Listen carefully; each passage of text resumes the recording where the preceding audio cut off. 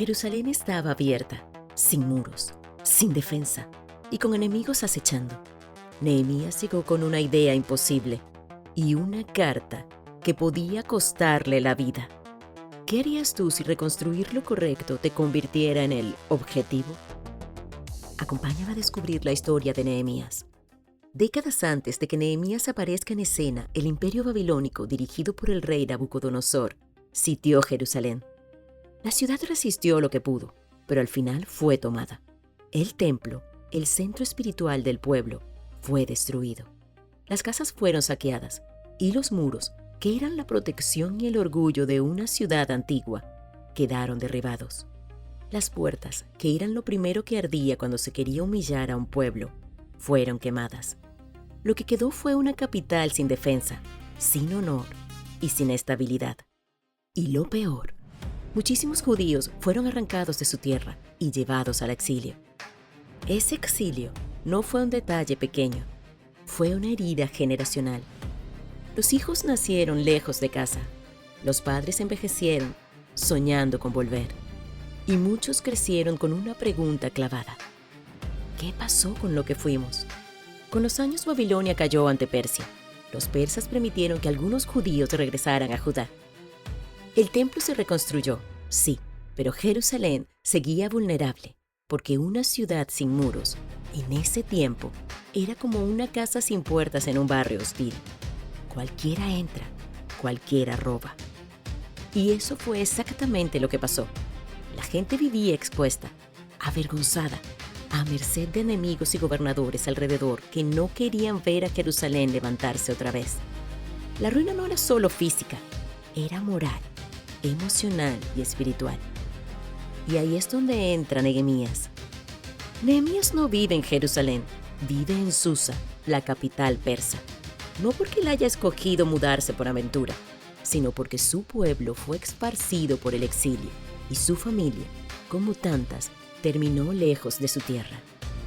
Él creció en esa realidad, judío de identidad, de memoria, de fe, pero trabajando dentro del sistema del imperio que ahora dominaba el mundo. Y su cargo no era pequeño. Nehemías era copero del rey Artajerjes. Eso significa que estaba en el círculo más cercano del monarca. No era solo sirviente, era un hombre de confianza. El copero probaba el vino por si estaba envenenado. Estaba literalmente entre la vida y la muerte del rey. Era un puesto de honor y de peligro, y un hombre así no podía darse el lujo de verse débil, triste o inestable en presencia del rey.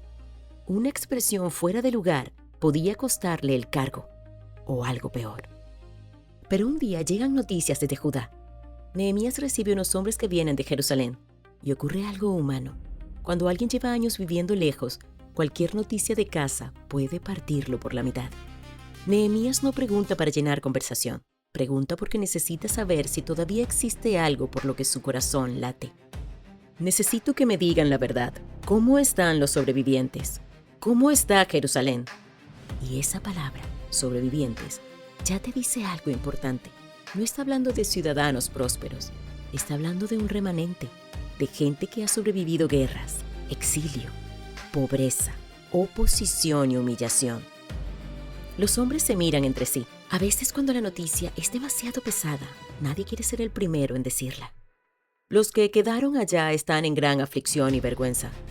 El muro de Jerusalén está derribado y sus puertas quemadas por fuego. Puertas quemadas significa que la ciudad no solo fue derrotada, fue humillada.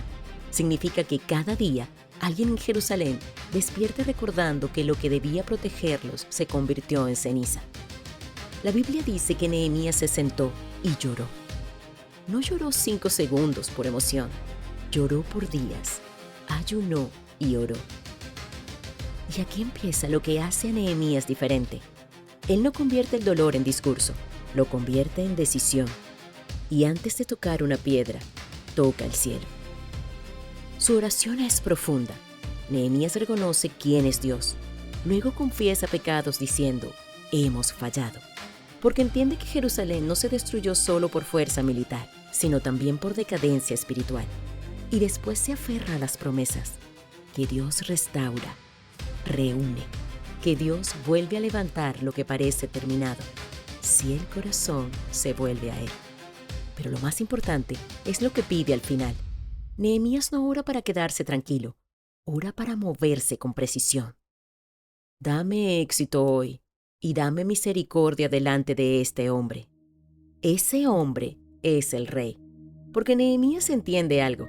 Si él quiere reconstruir Jerusalén, necesita permiso oficial, necesita cartas de paso, materiales, necesita autoridad. Si no, lo detendrán antes de empezar. Y de hecho, la oposición alrededor de Jerusalén ya había logrado frenar intentos de reconstrucción en el pasado. No era un problema de ganas, era un problema de poder. Pasan meses, y esto lo hace aún más real. Nehemías carga esa carga en silencio, mientras sirve al rey, hasta que el rey lo nota. El rey mira a Nehemías y detecta lo que en palacio es peligroso: tristeza. ¿Por qué está triste tu rostro? No estás enfermo. Esto es tristeza del corazón. La Biblia dice que Nehemías tuvo gran temor, y es lógico, porque la tristeza delante del rey podía interpretarse como falta de respeto, como debilidad o como una amenaza. Pero Nehemías responde con honor y con verdad. Viva el rey para siempre. ¿Cómo no ha de estar triste mi rostro cuando la ciudad donde están los sepulcros de mis padres está desolada y sus puertas consumidas por fuego? Y el rey hace la pregunta que abre una puerta histórica. ¿Qué me pides? Nehemías hace una oración rápida en su interior, porque cuando te juegas el futuro en segundos, tú necesitas algo más que valentía. Necesitas dirección. Y entonces Nehemías pide lo que parecía imposible. Envíame a Judá, a Jerusalén, para que la reedifique. No solo pide permiso, pide cartas para atravesar provincias sin que lo detengan y madera del bosque real para las puertas y estructuras. El rey escucha y lo concede. Nehemías no atribuye eso a su carisma. La Biblia lo presenta como lo que él mismo entendió, que la mano de Dios estaba con él. Cuando Nehemías llega a Jerusalén, no llega tocando trompetas. Descansa, observa y mide. Y entonces, una noche, sale a inspeccionar los muros en secreto. Recorre portones destruidos, montones de piedra, restos quemados. En algunos tramos, ni siquiera puede pasar con su animal. Tiene que bajarse, tiene que mirar, tiene que tocar la ruina. Y ese detalle es clave. Nehemías no manda a otros a sufrir la realidad. Él la camina primero. Después reúne a los líderes y al pueblo y les habla con una mezcla exacta de realismo y esperanza. Ustedes ven el desastre en el que estamos. Jerusalén está desolada, sus puertas quemadas. Vengan, reconstruyamos el muro y dejemos de vivir en vergüenza. Luego les cuenta el favor del rey y, sobre todo, les cuenta de la mano de Dios. Les da una razón para creer. Y entonces el pueblo responde como lo hace la gente cuando por fin alguien no solo se queja, sino que guía. Levantémonos y edifiquemos. Pero apenas nace la esperanza, aparece la oposición. Sanballat, Tobías y Gesem eran gobernadores regionales que servían bajo el rey y el imperio persa. Y se burlaban, los acusaban y presionaban todo el tiempo. ¿Qué están haciendo? ¿Se rebelan contra el rey? No es una pregunta inocente, es una amenaza. Si logran que esto parezca rebelión, lo aplastan con política. Nehemías no grita, no se arrodilla ante el miedo, responde firme. El Dios del cielo nos dará éxito, nosotros nos levantaremos y edificaremos. La decisión ya estaba tomada, y ese sí del pueblo sonó como un golpe en la mesa. Nehemías no empezó por discursos, empezó por organización. Si Jerusalén iba a levantarse, no podía depender del ánimo del día. Tenía que convertirse en un trabajo serio, medible, con responsabilidades claras. Así que distribuyó la reconstrucción por tramos, frente a casas y espacios específicos, de manera que cada familia viera el muro no como un proyecto ajeno, sino como su propia defensa. El muro dejó de ser una idea y se volvió una tarea con nombre y rostro. Sacerdotes toman zonas cercanas al templo. Artesanos, comerciantes y familias se reparten portones y segmentos. La ciudad empieza a respirar. Sanbalat, gobernador de Samaria, vio el movimiento y se encendió de ira. Para él no era solo un muro, era poder. Un Jerusalén sin murallas era un Jerusalén fácil de controlar. Un Jerusalén con murallas era un Jerusalén que podía recuperar dignidad, autoridad y autonomía. Y eso molestaba a quienes se habían acostumbrado a dominarla. Sanbalat no atacó con espada, atacó con la herramienta más barata y más efectiva para frenar a un pueblo: la burla. Se burló del trabajo, de la calidad, de la fuerza y de la esperanza misma. Insinuó que aquellos débiles judíos estaban jugando a reconstruir algo que no podían sostener. Tobías, su aliado, remató con veneno: aun si una zorra se sube, se les cae ese muro. La burla tiene un objetivo: que tú mismo empieces a creer que no vales, que no puedes, que no tienes futuro. En el fondo, la burla busca que abandones sin que nadie tenga que pelear contigo. Nehemías no perdió tiempo respondiendo a cada comentario. No se rebajó a un concurso de palabras. Hizo algo más peligroso. Llevó la ofensa a Dios. Oró con la intensidad de alguien que sabe que detrás de la burla hay intención. Y mientras oraban, siguieron construyendo. Porque Nehemías entendía algo: cuando Dios te da una asignación, no se sostiene con emoción, se sostiene con perseverancia. Cuando vieron que el muro avanzaba y que las brechas se reducían, se encendió otra clase de ira. Ya no era no podrán, era no los dejaremos. Sanbalat, Tobías, los árabes y los amonitas se unieron. Se pusieron de acuerdo para venir a pelear contra Jerusalén, para crear confusión y frenar el proyecto. Porque cuando el enemigo ya no puede humillarte con palabras, intenta paralizarte con miedo. Y el miedo empezó a entrar, no solo desde afuera, sino desde adentro. La gente comenzó a hablar. Los cansados siempre hablan primero. Los agotados siempre son el micrófono del desaliento. Los que cargaban escombros sentían el peso en la espalda y el peso en el alma. Se repetía una frase como lamento: las fuerzas se están acabando. Hay demasiada basura. No podremos. Los rumores corren. Los atacaremos de repente. Los mataremos. Detendremos la obra. Y entonces Nehemías hizo lo que hacen los líderes de verdad. No negó el peligro. No vendió optimismo barato. No dijo, todo va a salir bien, por decirlo. Puso orden donde había confusión. Puso estrategia donde había miedo. Puso fe donde había amenaza. Nehemías refuerza la vigilancia, coloca guardias en los puntos vulnerables y los organiza por familias. Luego habla al pueblo: no tengan miedo, recuerden al Señor y peleen por sus hijos, por sus casas y su futuro. Desde ese día, la obra se vuelve una reconstrucción con alerta. La mitad trabaja y la otra mitad permanece armada. Algunos construyen con una mano y sostienen el arma con la otra. Los constructores no se quitaban la ropa de trabajo ni para dormir. Vivían listos. Es supervivencia. Nehemías incluso coloca un trompetista junto a él. Como señal de reunión se atacan en su punto y pronuncia una frase que sostiene a una ciudad cansada. En el lugar donde oigan la trompeta, júntense con nosotros. Nuestro Dios peleará por nosotros. Y el efecto fue claro. El plan del enemigo se debilitó. La obra no se detuvo. La ciudad siguió levantándose con un ritmo nuevo. No porque el peligro desapareciera, sino porque el miedo dejó de gobernar. El muro sigue subiendo, y cuando el enemigo ve que no puede detener la piedra, cambia de objetivo. Va por Nehemías. Sanbalat y Gesem le envían una invitación cordial. Ven, reunámonos en el valle de Ono. Nehemías entiende la trampa. Ono estaba lejos de Jerusalén, fuera de su control, perfecto para sacarlo del tablero.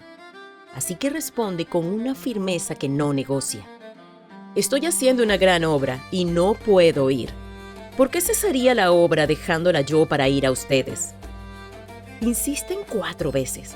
Nehemías responde igual. Porque cuando el líder negocia su enfoque, el enemigo ya ganó la mitad de la batalla. Entonces llega otra táctica. Un rumor en forma de carta abierta, sin sello, sin pruebas. Lo acusan de rebelión, de querer proclamarse rey. de estar preparando profetas para anunciarlo. Es una bomba psicológica.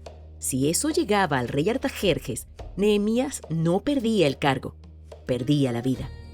Persia no toleraba rebeliones y Sanbalat lo sabía. Y aquí se ve por qué Nehemías no era solo un buen constructor, era un hombre con dominio interior. Él no entró en pánico, no se puso a defenderse con desesperación, no cayó en el juego de explicar de más. Respondió con sobriedad: «Eso no es verdad, tú lo inventas». Nehemías hizo algo breve, casi como un susurro entre dientes, pero fue una oración de acero. «Ahora, oh Dios, fortalece mis manos». Y está pidiendo fuerzas para no quebrarse. Pero falta la trampa más sucia. Nehemías visitó a un hombre llamado Semaías, a alguien que aparentaba tener autoridad religiosa y que le sugiere esconderse en el templo porque esta noche vendrán a matarlo. Nehemías discierne el veneno. Él no era sacerdote. Si entraba al lugar restringido del templo para esconderse, violaba la ley. Quedaba desacreditado moralmente y el enemigo ganaba destruyendo su reputación espiritual delante del pueblo. Además, el mensaje traía miedo en su forma más paralizante. Esta noche, urgencia, presión, hazlo ya, porque el miedo no te da tiempo para pensar, te empuja a actuar. Pero Nehemías se detuvo, pensó, discernió y entendió que aquello no era palabra de Dios, era intimidación disfrazada de cuidado. Nehemías responde con identidad: ¿un hombre como yo ha de huir? No entraré. Eso no es orgullo, es identidad. Nehemías discernió que Semaías había sido pagado para asustarlo. Habían contratado espiritualidad para fabricar temor. Esto pasa hoy. Hay voces que citan a Dios para empujarte a decisiones guiadas por miedo, no por convicción. Nehemías no se dejó manipular. Aún así, la presión no para. Tobías tiene conexiones dentro de Jerusalén. Hay cartas, alianzas, gente hablando bien del enemigo y otros filtrando información. Pero Nehemías sigue, sin paranoia y sin ingenuidad. Y entonces sucede lo imposible. El muro se termina en 52 días. 52 días para levantar un símbolo que llevaba décadas derrumbado. 52 días de presión, de insulto, de amenazas y de cansancio. 52 días donde la gente se sostuvo porque alguien arriba no negoció su asignación. Los enemigos se desaniman porque entienden que esto no fue solo voluntad humana. Jerusalén recupera defensa y, sobre todo, dignidad.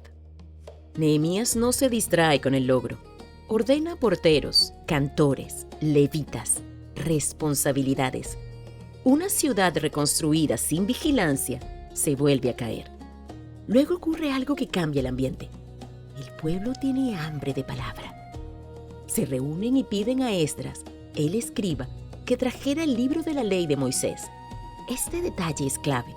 No fue el líder empujando un evento para levantar ánimo. Fue el pueblo pidiendo dirección de Dios. Esdras lo abre. La gente se pone en pie. Escuchan, entienden y comienzan a llorar. Porque al escuchar la ley, se dieron cuenta de cuánto se habían desviado. Y de pronto, el muro recién terminado se veía pequeño comparado con la brecha interna que existía entre ellos y Dios. Nehemías no deja que el arrepentimiento se convierta en desesperanza. Les dice que ese día es santo, que coman, que compartan, que se alegren. Y dice esta frase: el gozo del Señor es vuestra fuerza.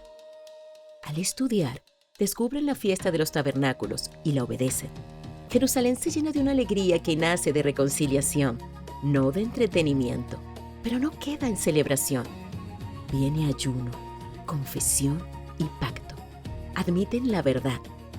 Tú has sido justo y nosotros hemos hecho lo malo. Y ahí aparece la reconstrucción más difícil, la injusticia interna. Los ricos y nobles estaban explotando a los pobres, endeudándolos, quedándose con sus tierras, empujando familias al límite. Nehemías se indigna, pero no explotó como un impulsivo.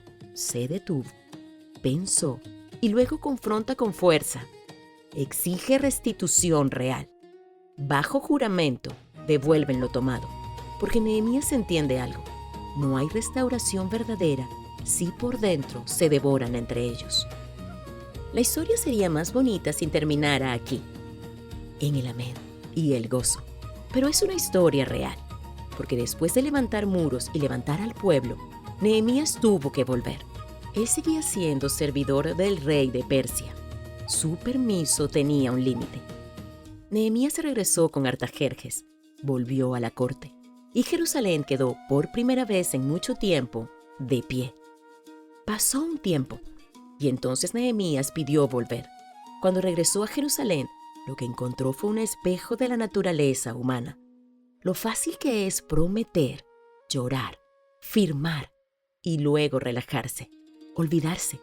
Lo fácil que es reconstruir por fuera y en silencio volver a desordenar por dentro. Lo primero que lo golpea está en el templo. Por alianza del sacerdote Eliasib, Tobías, el enemigo, tiene un cuarto dentro del lugar santo. El enemigo terminó adentro. Nehemías actúa, saca sus cosas, limpia el lugar y lo devuelve a su propósito. Luego detecta otra grieta. Dejaron de sostener a los levitas. El servicio a Dios se debilitó por infidelidad práctica. Nehemías reorganiza, restituye y ordena. Después ve el sábado pisoteado. En vez de descansar, había comercio, cargas, rutina como si el pacto fuera un recuerdo. Nehemías cierra puertas, pone guardias y detiene la profanación. Y por último, enfrenta el problema de alianzas que diluían la identidad espiritual. Nehemías descubrió que muchos habían tomado mujeres extranjeras y sus hijos ya ni siquiera hablaban el idioma de Judá. Esto no era una queja xenófoba ni un capricho cultural. El punto central era espiritual. Esas alianzas estaban arrastrando al pueblo a la mezcla religiosa y a la idolatría, exactamente como pasó con Salomón. Era repetir el patrón que ya los había destruido. Nehemías corrige con firmeza, limpia lo que amenaza el futuro y restaura responsabilidades. Y termina sin aplausos, con una oración sobria. Acuérdate de mí, Dios mío, para bien. No es un grito por fama, es una oración sencilla de un hombre que cargó peso, enfrentó oposición externa y corrupción interna, sostuvo la visión y sabe que, al final, la aprobación que cuenta no es la del pueblo ni la de un imperio, es la de Dios. Nehemías construyó un muro, sí, pero lo más grande que construyó fue perseverancia. Y nos enseñó que el enemigo no solo derriba con ataques, también derriba con descuido, con negociaciones pequeñas, con no pasa nada. Porque lo que Dios restaura, hay que cuidarlo. Y si tú estás reconstruyendo algo en tu vida, tu fe, tu familia, tu propósito, esta es la lección. No basta con levantarlo una vez. Hay que sostenerlo, hay que protegerlo, hay que volver cada día a lo esencial. Si tú sientes que tu vida necesita una reconstrucción, no te avergüences de empezar con ruinas. Dios no se asusta del polvo. Dios se acerca a los que deciden levantarse. Porque el mismo Dios que le dio fuerza a Nehemías es el mismo Dios que puede fortalecerte a ti. Acompáñame en esta pequeña oración. Dios, hoy te doy gracias porque tú eres el Dios que restaura lo que parece imposible. Así como levantaste a Jerusalén a través de Nehemías, levanta también mi vida, donde hay ruinas, vergüenza o cansancio. Fortalece mis manos cuando me falte fuerza. Afirma mi corazón cuando el miedo quiera detenerme. Y dame sabiduría para construir con fe y con obediencia. Amén. Gracias por haber llegado hasta aquí. Comparte este video para que nos ayudes a llegar a más personas. Y suscríbete al canal para que puedas estar atento a nuestros próximos videos.